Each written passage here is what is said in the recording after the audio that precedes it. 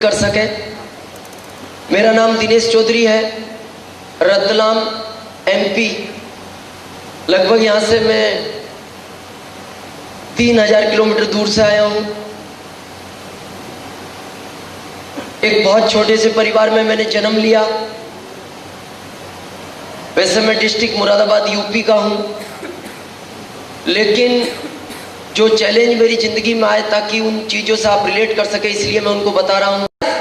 अभी आपने एक बिजनेस का नाम सुना होगा जो हमारे भारत में बिजनेस चलता है, जिसको हम बोलते हैं ट्रेडिशनल बिजनेस। क्या होता है उसके अंदर? एक आप और हम होते हैं कस्टमर। जो भारत के 80% लोग हैं, कहां से प्रोडक्ट खरीदते हो? रिटेलर से, दुकानदार से। Yes, retailer. क्या ये उसको बनाते हैं? नो। ये खरीदते हैं किसी होलसेलर से। ये होलसेलर किसी स्टॉकिस्ट, ये स्टॉकिस्ट एक सीएफ एजेंट के थ्रू माल खरीद लेते हैं कंपनी से। ये हमारे भारत का एक परंपरागत व्यापार है। लेकिन इनके ऊपर कंपनी एक बहुत बड़ा खर्च करती है, पब्लिसिटी, विज्ञापन। क्यों? क्योंकि आप और हमको ये पता लग जाए मार्केट में कोई नया प्रोडक्ट आया है। ये 20% लोग हैं जो मिडलमैन होते हैं। आज तक जो मैंने शुरू में आपको बताया था 80 और 20, ये रेशो यही है। इसी वजह से चलता है। ये गरीब गरीब हो रहा है, अमीर अमीर हो रहा है। क्यों? क्योंकि हमारी खून पसीने की कमाई का पैसा इन चंद लोगों की जेबों में चला जाता है।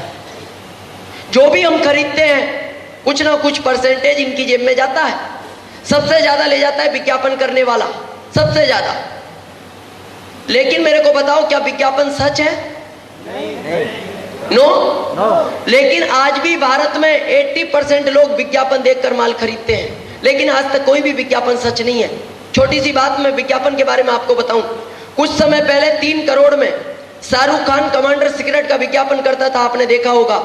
तीसरी मंजिल पे चढ़ता है, एक सिगरेट पी के और कूद जाता है, और नीचे आने के बाद गिरता नहीं, वो खड़ा रहता है और बोलता है अपने अंदर जो जोश है वो इस सिगरेट के पीने से है। क्या हो सकता है ऐसा? नहीं तो आप किसी एक व्यक्ति को ले जाओ और एक नहीं 5 पिला के कुदा दो, जोश आएगा? मेरे को लगता है वो जिंदगी में नहीं गिरेगा कभी। 4 करोड़ में आपने कुछ समय पहले मिरिंडा का विज्ञापन देखा होगा। एक आदमी इधर से आ रहा है, एक बैल इधर से आ रहा है, दोनों आपस में टकरा गए। जब दोनों आपस में टकराए तो जब आदमी बैल से टकराएगा तो आदमी 5 फीट दूर गिरा, वापस खड़ा हुआ, एक दुकान पे गया, मिरिंडा ली और पी ली, वापस आया, फिर बैल से टकराया तो फिर बैल 5 फीट दूर गिरा। क्यों? उनके कहने का मतलब है कि इसमें इतनी ताकत है, इसको पीने के बाद अगर गलती से भी बैल से टकरा गए तो आपका कुछ नहीं बिगड़ेगा, वो जो भी बिगड़ेगा बैल का बिगड़ेगा। क्या ऐसा हो सकता है? नहीं। डाउट हो तो आप एक बार प्रैक्टिकल करके देखना। डाउट हो तो, मैं नहीं कह रहा, अगर आपको डाउट हो ऐसा, ये कह रहे हैं कि ऐसा हो सकता है, नहीं हो सकता।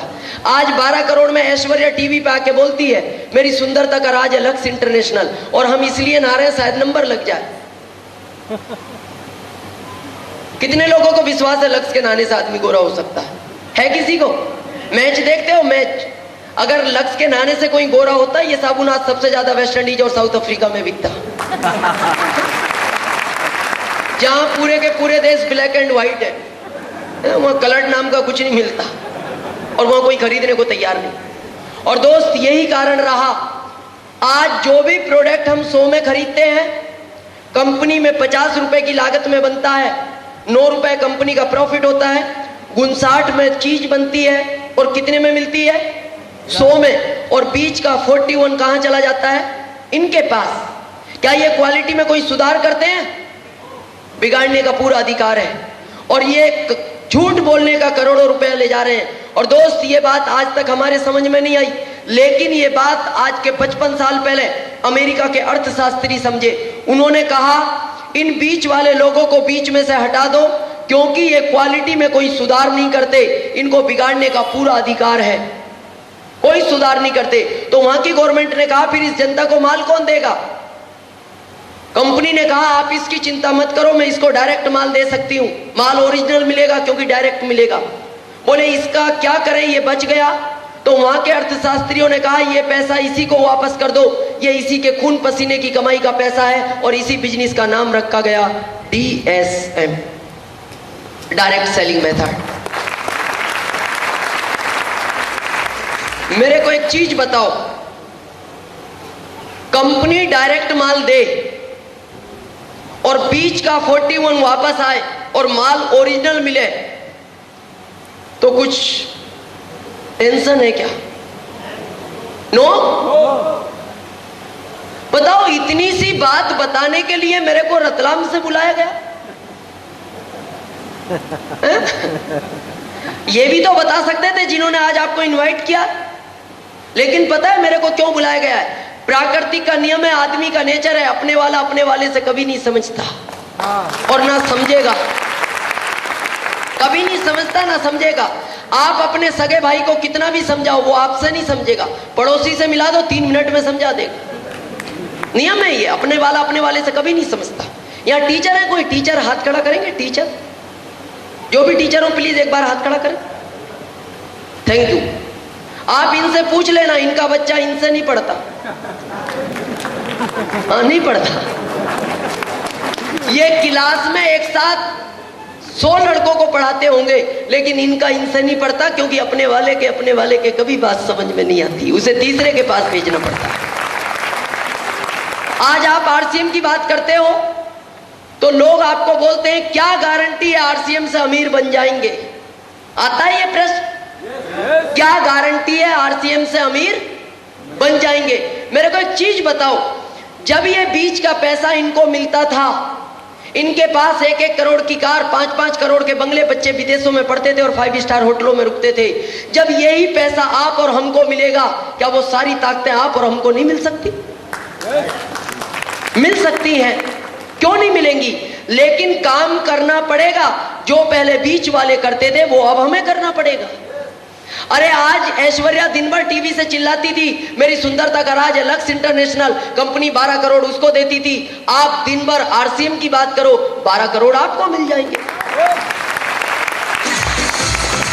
लेकिन बताना पड़ेगा। पर बहुत सारे दोस्तों में संकोच होता है, संकोच। हम कैसे बताएंगे? हम तो बता ही नहीं पाएंगे, उसको कैसे कहें? तो एक चीज का ध्यान रखना, ये जमाना संकोच का नहीं है। पहला जमाना संकोच का था। आज के जमाने के अंदर अगर जिस व्यक्ति में संकोच है, उसको मंदिर में प्रसाद भी नहीं मिलती, वो बाहर ही रह जाता है। और जो संकोच नहीं करते, वो एक बार प्रसाद लेके दोबारा हाथ साफ करके लाइन में लग जाते हैं। अब जमाना संकोच का नहीं है, हटाना पड़ेगा। दोस्त, इस बिजनेस को आज के 12 साल पहले 1994 के अंदर इस बिजनेस की स्थापना भारत के अंदर हुई, और एक ऐसे शख्स इस बिजनेस को भारत में लाने वाले थे जिनका नाम लेते हुए मेरे को गर्व होता है। उनकी जितनी भी तारीफ की जाए कम है, मेरे पास शब्द नहीं है।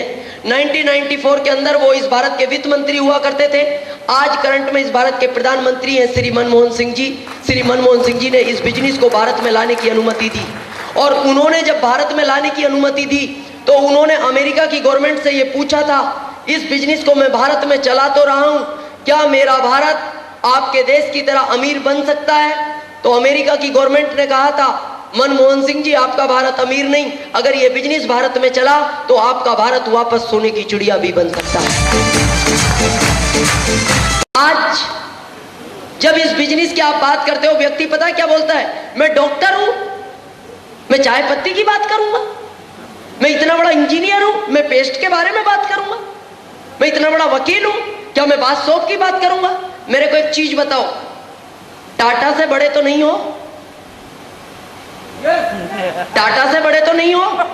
बाटा से, अंबानी से? नो।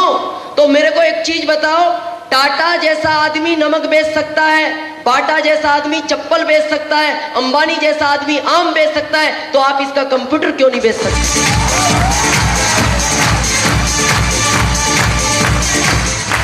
अरे